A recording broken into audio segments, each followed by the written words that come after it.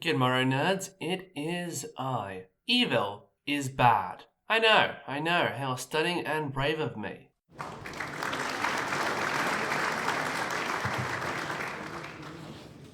And yet, for some reason, evil GMs are everywhere in the tabletop RPG community. Oh, you thought I was going to talk about, major global political crisis number 317 or something? Nope, this is not the channel for that. But if you want escapism, then stick around. Because, as it happens, today we'll be talking about evil GMs. What I think some of the key hallmarks are of them, where I think they go wrong, and how I think they can do things better. My qualifications for this is that, well, I'm a pretty evil GM. Just ask my players. I'm sure they'll happily tell you about all of my evil deeds in the comments section. So, if you'd like to know how to make being bad feel so good, then sit down, buckle up, and put your holy water away. You won't be needing it. But before we go any further, please subscribe and hit the bell for notifications, or I will kill your character. So, the first type of GM that everybody hates is the linear kind of railroady GM, who forces you into their story, their way of doing things, no matter what. I've only played a handful of sessions under a linear GM before, though I have certainly been a bit of a linear GM myself. See my recap of my last D&D campaign. The problem here is that at the end of the day, RPGs are all about player choice, decisions, having fun, doing what you want, escapism. And when someone tries to force you into doing something you don't want to do, it gets pretty miserable pretty fast. And that's the key point here. Railroading goes wrong when the GM tries to force an action that the players don't want to do. Interestingly enough, if your players want to do the things you're railroading them into doing, it doesn't feel like railroading. It just feels like a structured story. And that's where I'm going to come to where I think railroad GMs can do better. And it's about imposing structure in a more positive way. There is a structured element to RPGs. They do have rule sets after all, This is not a purely 100% improvisational medium, even if some people would try and convince you of that. It is still a game, it still has rules, and from that can be derived structure. If you know what your players want, if you know them well on an actual human level, then you may well be able to pick the choice that's best for them. You might. You had better be willing to discard it if you're wrong and go with something else, but you have every right to take that gamble. Likewise, you are fully within your rights to enforce rules as written. You are fully within your rights to enforce structure. You are fully within your rights to enforce, fair moral standards at the table. None of these things are railroading, but they are all structure. And structure in games is good. Not better than chaos and improvisation, but it is good. So yeah, let go. Things will happen that you didn't want to happen. Things will happen you didn't expect to happen. Roll with them. Enjoy them. Have fun. But if you do get that authoritarian itch, try and scratch it in the most beneficial way possible. But for some lawful evil GMs, it's less about the lawful and more about the evil. Sadist GMs are a dime a dozen. I would know. I'm one of them. I've sometimes said that every GM needs to be at least a little bit sadistic, because sooner or later, your players will run into trouble, their characters will get hurt, and they will feel bad about it. And if you don't enjoy the look of anguish on their faces, at least a little, then you'll pull back in the moment, and the whole adventure will lose its stakes. That said, you can absolutely enjoy tormenting your players a bit too much. If you are deliberately including elements in your game that make your players uncomfortable, if you are, bullying or berating them, or going after one player in particular, and just making their life a living hell because you want to, that is a problem. Categorically. Not acceptable. The answer here, as far as I'm concerned, is what I already said. There's a certain minimum level of sadism you need, and for anything else you need to restrain yourself. Don't go out of your way to give your players hell. Just put them in a situation, and it could go either way, and if the dice come up badly, just have a little smirk. That's all you need. But maybe it's not about making your players suffer. Maybe it's just about making them lose. In that case, congratulations. You've won the Adversarial GM Award.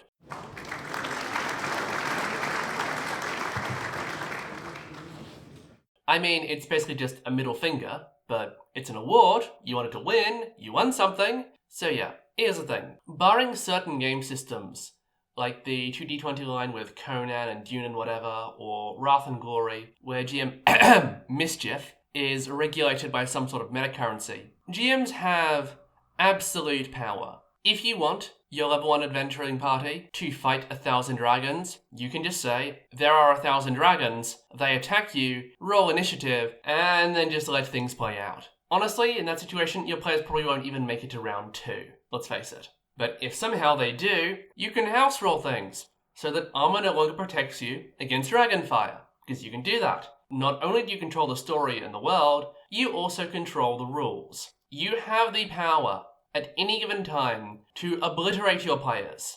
So proving that you can obliterate them is pretty boring. That being said though, when this sort of adversariality happens, it's not some capricious exercise of unlimited power. In fact, most adversarial GMs work pretty tightly within the rules. Or at least they claim to. In practice, they're probably twisting the rules and rationalizing it in their head, but that is another matter. There are certainly times that I have had as a GM where my players have done very well in combat encounters against me, and they have been very smug about it. And I will be honest, in that moment, nothing would have made me happier than to eviscerate their characters and dance on their graves. I am not joking. And I'm sure there have been plenty of other GMs just like me who have been in situations where the players have won fair and square by the rules, but that win came a little more easily than the GM hoped it would, and the GM felt butthurt about it and set about upping the stakes until, again, predictable results occurred. So, given that the haha, I'm the GM, eat 1,000 dragonfires, you bitch, is a comparatively rare phenomenon, the solution here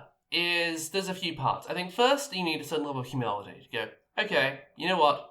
They trounced me. Good for them. Move along. But if you wanted to channel some of that very aggressive adversarial energy, there is no rule anywhere that says a GM has to be nice to their players. There just isn't. And if someone does put that rule in, you do have absolute power. You can just change it. Now, my point about not being nice to your players is you can be a bit difficult with them. You can, as I said, impose some level of structure on. You can impose rules as written. You can impose setting conventions. All of that requires a certain level of forcefulness and aggression. It just does. Likewise, you do not have to go easy on them in combat. You can play like it's a war game. That is what I do.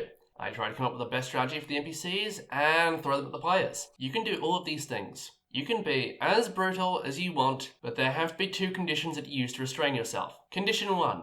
There must always be a fair chance of success for the players. No 1,000 dragons. No 1,000 Arasaka ninjas. No 1,000 Shoggoths. No. No. No. You can maybe add 1, 2 more monsters than is fair. You can maybe increase their stats a little. A little. Maybe give them some special equipment. That's usually more fun for everyone involved than just upping the HP and damage rolls. And then what happens, once you've done this, if the players still win handily, good for them. I believe Friedrich Nietzsche had a term for this. You know, we've all heard of Schadenfreude, the idea of taking pleasure from someone else's pain. There's also the counterpoint, which is Mitfreude, taking joy from someone else's joy. And that is what you need to do. If they win, they win, they win. Leave them be. Know you'll get them next time, just they won, they did well, they were lucky, good for them. But that does lead me into another kind of point, and that's putting fair challenges. I said just now that whatever challenge you put in front of the players, they need some chance of succeeding at. Again, I have made this mistake before, including quite recently, which again, my players will gladly remind me of. Some DMs, especially if they are naturally a bit aggressive, a bit disagreeable as people, will try to make things as hard as possible, and especially to go after their character's weaknesses. In something like D&D 5e, if you have a barbarian in the party, they probably have a terrible wisdom stat, and that's a terrible wisdom saving throw. I would point out intelligence saving throws, but let's face it, there are hardly any of those. Likewise, the wizard might have a good wisdom, but probably won't have a great strength, so restraining traps are pretty brutal for them. You can sit down and figure out all of your PC's weaknesses and all of the countermeasures to go up against them, and you can just hose them with that. Unless you're playing at such a high power level where the PCs have no obvious weaknesses, there will always be a way to turn the screws on them.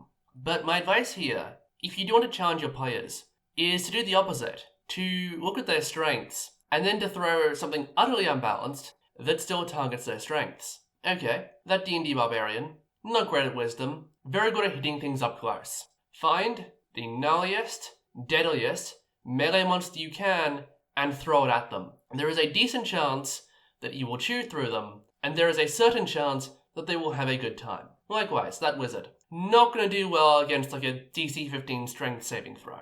They just aren't. Unless they are that one wizard from an OD&D campaign I had, where I rolled like a 16 for strength, and then proceeded to spend more time punching people than actually casting spells, but that was a one-off. Well, that wizard, probably pretty good at spells. Throw an enemy spellcaster at them. Yes, they'll be able to do counter spells, but they will run out eventually. And you can counterspell counterspells, as long as the counterspeller of the counterspell is not the person casting the spell that's being counterspelled. Yes, you can counterspell. It's a whole thing. But that's not really the point. Throw a Lich at them at level 12 or 13 if they're a spellcaster. Throw 2. It will be unbalanced. It'll be tough. But they are well equipped to deal with something that tough, and so they'll have a decent chance at it, and they'll get to use their skills to the limit. And you know what?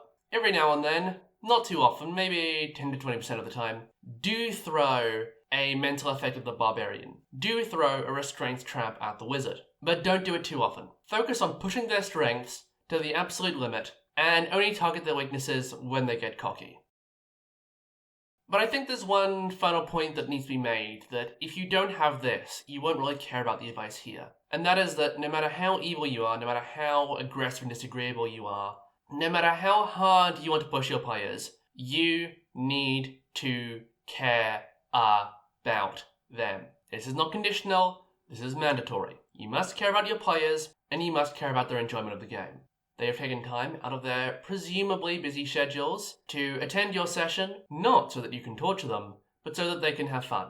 That is why they're here. They have given you their time, use it wisely. And if you do, suddenly, you'll be motivated to push them in fun ways, not just brutal ones. You'll be motivated to make sure that the structure and order that you put into the game is actually fair and actually beneficial. You'll be motivated to only inflict as much pain as you absolutely need to, because you want them to stick around and you know you can't overdo it. But if you don't care about your players, if it's all about you, if it's all about your grand story, your absolute power as the GM, your need to crush them at every turn, there's no advice I can give you. There's no advice anyone can give you, because you'll only ever do what you want, when what you should be doing is what the group needs. I realise that the more and more this channel goes on, the more I turn into some inspirational speaker. But there's kind of a point to all of this. I want the best for you. I want you to succeed. I want you to be a great game master, and I want you to have great players. I want you all to be laughing and joking through the highs, and deathly tense through all the lows. I want tabletop RPGs to be as fun for you as they are for me. But you have to put in the effort. No one can make you a good GM. Only you can do that. And the only way to do that is to always consider your players. Not necessarily to be a shrinking violet, nice guy with no backbone whatsoever. I've been that sort of GM in my 2nd to 4th campaigns, and it's not something I'm proud of. I was too soft, I was too flexible, I was too people-pleasy, and then I stopped. And from then on, I sought to find a balance. There have been times where I've crossed the line as a GM. There have been times where players have been very justifiably mad at me. And when that's happened, I've actually apologized. Sometimes without even being asked to. And that's because, well, I do care about my players. I do want them to have fun. I do want them to keep coming back week after week. And at that point, letting go of your own ego becomes very, very easy. I mean, I'm still going to kill their characters, but I can't expect too much from me. And it's a wrap. Thank you all so much for watching. If you enjoyed this video, then please give it a like, share it with your friends, and leave a comment down below. I was about to ask what your worst experience with an evil GM is, but you know what? Let's flip the script. What is your best experience with an evil GM? Let me know, let's get some conversation going.